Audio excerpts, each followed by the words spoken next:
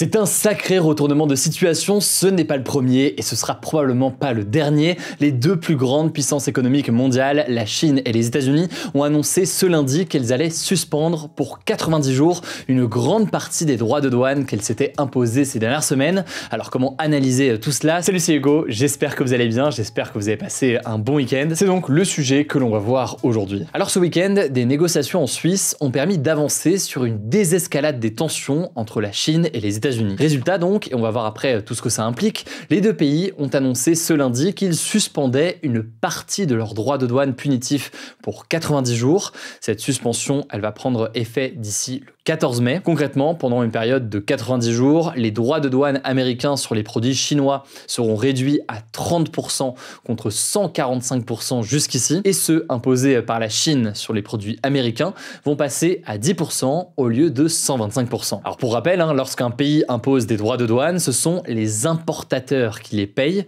Par exemple, quand Trump taxe les produits chinois, eh bien ce sont les entreprises américaines qui achètent ces produits chinois qui vont payer la taxe à l'entrée du produit sur le territoire des États-Unis. Alors pour rappel, Trump avait lancé cette guerre commerciale pour deux raisons. D'abord, l'objectif de forcer la relocalisation de la production aux États-Unis, mais aussi l'objectif d'affaiblir la Chine que le président américain tient pour responsable de la crise des opioïdes aux États-Unis. En fait, Trump accuse la Chine de faciliter l'importation aux États-Unis de molécules qui sont nécessaires à la fabrication du fentanyl, qui est un opiacé utilisé dans le milieu médical, mais qui est désormais détourné comme une drogue et qui est à l'origine de dizaines de milliers d'overdoses tous les ans aux États-Unis. Les États-Unis accusent donc la Chine d'être en partie derrière tout cela.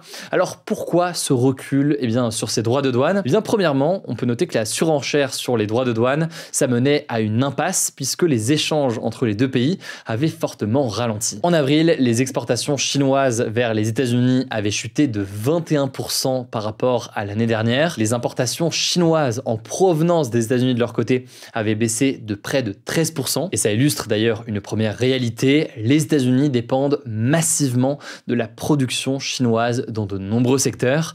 Par exemple, 127 milliards de dollars d'électronique et 32 milliards de dollars de jouets sont importés chaque année depuis la Chine. D'ailleurs, au mois d'avril, les États-Unis ont finalement exempté les smartphones et les ordinateurs des surtaxes qui avaient été imposées par Trump. Une grande partie donc de ces smartphones étant fabriqués en Chine. En effet, avec la hausse des droits de douane de 145% sur les produits en provenance de Chine, la hausse des coûts de fabrication de l'iPhone était notamment estimée entre 40 et 50%, avec certains modèles qui auraient donc pu atteindre 3500 $ aux États-Unis, ce qui évidemment n'était pas tenable. Et évidemment, on l'a dit, quand Trump met ses droits de douane, il espère faire en sorte que typiquement, peut-être qu'on va produire l'iPhone directement aux États-Unis, sauf que, sans rentrer dans les détails, factuellement, c'était assez illusoire sur beaucoup de produits. Bon, autre élément qui peut expliquer ce recul et qui est lié d'ailleurs à tout cela, l'économie américaine a montré des signes de ralentissement au début de l'année 2025. Les droits de douane ont en effet augmenté le coût des biens importés. Ça a potentiellement entraîné une inflation plus élevée pour les consommateurs et les entreprises,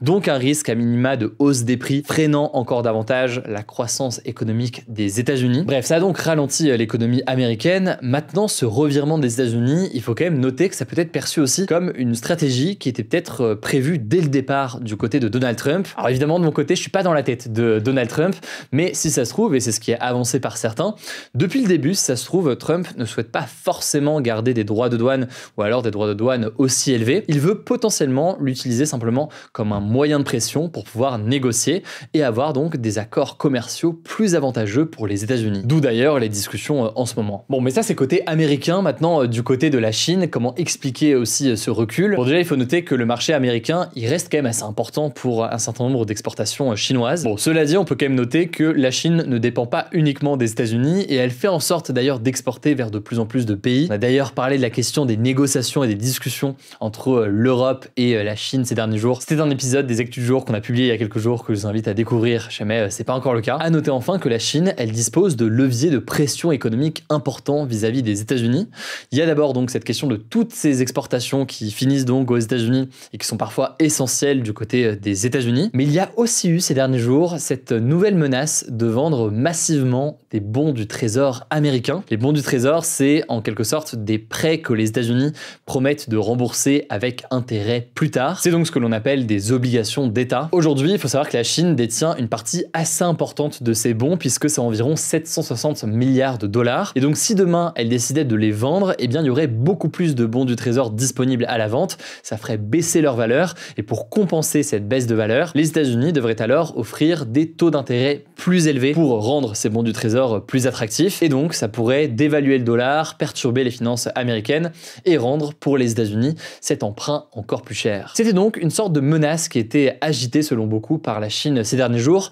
Maintenant, il faut quand même nuancer cette menace, notamment quand on sait que certes 760 milliards de dollars ça paraît colossal, mais en réalité ce n'est que 2% de la dette américaine, donc il faut quand même rester très factuel et nuancer donc cette menace du côté de la Chine. Bref, dans tous les cas, ça illustre bien une nouvelle étape dans cette rivalité économique et cette phase donc de discussion qui s'ouvre. Ce qu'on sait, c'est que ça a rassuré les marchés financiers puisque en Chine, comme aux États-Unis, comme dans le reste du monde, eh bien la bourse a pas mal bondi dans la journée de lundi. Mais on verra donc comment est-ce que tout cela évolue. Je vous tiens au courant, que ce soit ici ou alors directement sur Instagram. Vous le savez, le nom du compte, c'est Hugo Décrypte. Je vous laisse avec Blanche pour les actualités en bref et je reviens juste après. Merci Hugo et bonjour à tous. On commence avec cette actu. Le président russe Vladimir Poutine a proposé ce dimanche des négociations directes avec l'Ukraine jeudi à Istanbul, en Turquie. Le président ukrainien Volodymyr Zelensky l'a pris au mot en déclarant qu'il l'attendrait personnellement en Turquie. En tout cas, il s'est dit prêt pour des négociations directes avec la Russie, mais à condition qu'elle s'engage à respecter dès lundi un cessez-le-feu de 30 jours. De son côté, Vladimir Poutine a estimé que ces discussions devaient porter, je cite, sur les causes profondes du conflit, sans exclure le fait d'aborder un éventuel cessez-le-feu. Concernant cette proposition russe de négociation directe avec l'Ukraine,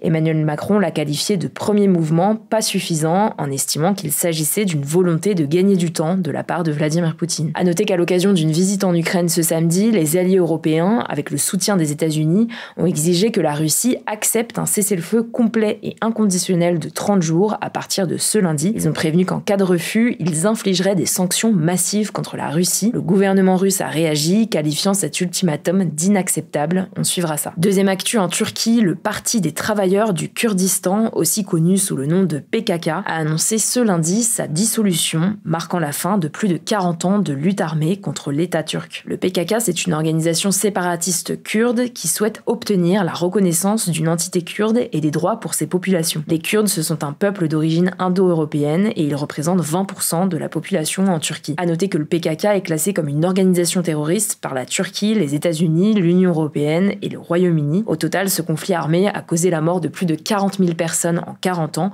principalement des civils kurdes selon le PKK et l'AFP. En tout cas, cette annonce n'est pas une surprise, elle intervient après plusieurs mois de négociations et d'annonces. Fin décembre, le leader historique du PKK, Abdullah Öcalan, avait été autorisé à recevoir une très rare visite de ses soutiens sur l'île prison où il est détenu depuis 26 ans au large d'Istanbul. Le 27 février déjà, il avait appelé le PKK à se dissoudre et à déposer les armes. Troisième actu, la bande de Gaza est confrontée à un risque critique de famine avec 470 000 personnes, soit 22% de la population, qui vont se retrouver d'ici septembre dans une situation catastrophique. C'est la conclusion d'un rapport publié ce lundi, établi à partir du travail d'ONG, d'institutions et d'agences spécialisées de l'ONU. Toujours selon ce rapport, toute la population de Gaza, soit 2,1 millions de personnes, risque d'être en situation de crise ou pire en termes d'insécurité alimentaire. Il faut savoir que depuis le 2 mars, la bande de Gaza subit un blocus total imposé par Israël qui bloque l'entrée de toute aide humanitaire, alimentaire, médicale, mais aussi de carburant. L'Organisation des Nations Unies pour l'alimentation et l'agriculture, la FAO, a donc appelé à la restauration immédiate de l'accès humanitaire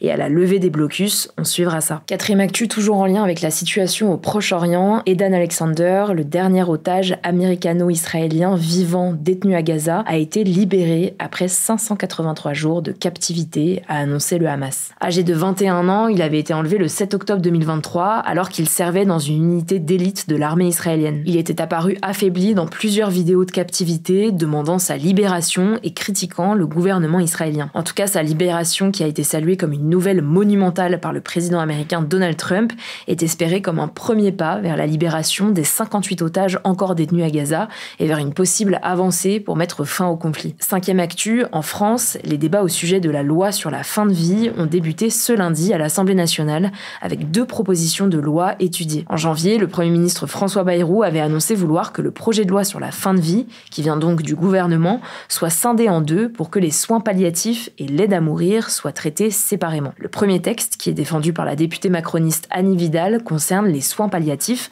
donc des soins qui soulagent la douleur et la souffrance des patients atteints de maladies graves ou incurables. Il ne vise donc pas à soigner un patient, mais à l'aider à vivre jusqu'à sa mort. Ce texte fait largement consensus. Le deuxième texte, porté par le député MoDem Olivier Falorni, propose de créer un droit à l'aide à mourir pour les patients qui souffrent d'une maladie grave et incurable. Sauf que ce texte, il est très contesté, surtout par les députés de droite qui ont déposé plus de 1000 amendements, donc des modifications du texte. Le gouvernement, lui, souhaite l'encadrer strictement. La ministre de la Santé, Catherine Vautrin, a par exemple précisé qu'aucun soignant ne serait obligé de pratiquer l'acte létal. En tout cas, les débats devraient durer 2 semaines, en commençant par les soins palliatifs. Il faut savoir qu'aujourd'hui, l'euthanasie et le suicide assisté restent interdits en France. Seule la sédation profonde et continue jusqu'au décès est autorisée dans certains cas. 6e actu à Paris, plusieurs milliers de personnes ont manifesté ce dimanche pour dénoncer la progression de l'islamophobie et pour rendre hommage à Aboubacar Cissé, un jeune musulman assassiné dans une mosquée du Gard le 25 avril dernier. Plusieurs organisations antiracistes avaient appelé à cette mobilisation. Alors la préfecture de police a comptabilisé 3700 participants et les organisateurs 15 000. D'autres rassemblements étaient organisés ailleurs en France, notamment à Lille, à Lyon ou encore à Marseille. À noter que les actes anti-musulmans ont augmenté de 72% sur les 3 premiers mois de l'année par rapport à la même période en 2024, avec 79 cas recensés en France, selon le ministère de l'Intérieur. En parallèle, environ 1000 militants d'ultra-droite ont défilé ce samedi à Paris. Il s'agissait d'un hommage annuel au militant d'extrême droite Sébastien Desieux, mort en 1994 accidentellement. Au départ, ce défilé avait été interdit par la préfecture de police de Paris, mais la justice l'a finalement autorisé, ce qui a été critiqué par plusieurs élus de gauche. Et on finit avec cette actu, commencer les cours à 9h plutôt qu'à 8h aurait des effets bénéfiques sur la santé des adolescents selon une étude du Conseil scientifique de l'éducation nationale. Concrètement, pour cette étude, 86 élèves en classe de 5e ou 4e dans l'internat du Sourdin en Seine-et-Marne ont pu commencer les cours à 9h. Et parallèlement, 2 autres classes du même niveau ont continué à aller en cours à 8h. L'objectif, c'était d'étudier les effets du décalage sur le sommeil des élèves. Et résultat, alors que lors des premières mesures, les élèves dormaient en moyenne 7h20 par nuit, ceux qui commençaient à 9h ont dormi en moyenne 25 minutes de plus que les autres. L'étude a aussi montré que leur anxiété a fortement diminué. En tout cas, la question du temps scolaire sera abordée plus largement en juin lors de la Convention citoyenne sur les temps de l'enfance, annoncée récemment par Emmanuel Macron. Merci beaucoup Blanche pour les actualités en bref, et voilà donc pour les actualités aujourd'hui. Comme d'habitude, je prends vos suggestions, si vous avez des questions, des commentaires, des remarques, bref, n'hésitez pas à le faire directement dans les commentaires. Merci d'être chaque jour plus nombreux à suivre ce format, merci pour votre confiance, prenez soin de vous, prenez soin de nos proches, et puis on se dit à demain pour une nouvelle vidéo.